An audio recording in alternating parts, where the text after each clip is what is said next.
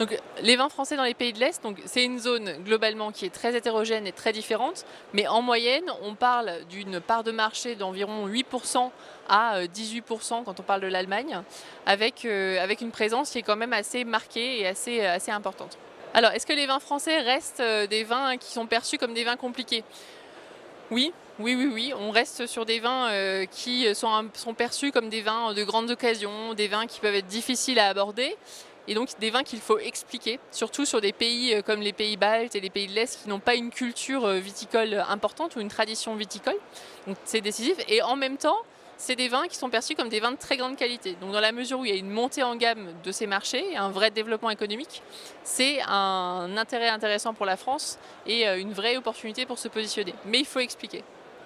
Donc aujourd'hui, globalement, donc comme je le disais, on est sur une zone très hétérogène avec un poids lourd qui est l'Allemagne, qui est un marché très mature, mais un marché incontournable et un marché qui se transforme aujourd'hui avec des nouveaux modes de consommation et des nouveaux consommateurs.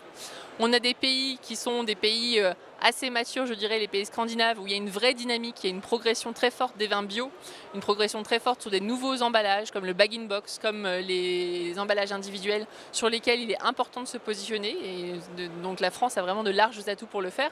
Et enfin, un troisième groupe qui est plutôt constitué des pays baltes et des pays de l'Est, donc des pays où la consommation de vin reste assez confidentielle, mais des pays avec un pouvoir d'achat qui est en constante progression, avec une vraie demande de découverte de nouvelles boissons, des pays de bière et de spiritueux qui d'un coup se mettent à boire du vin. Et donc là, il y a une vraie demande pour des produits de tradition, des produits de qualité, et la France a vraiment sa carte à jouer sur ce marché.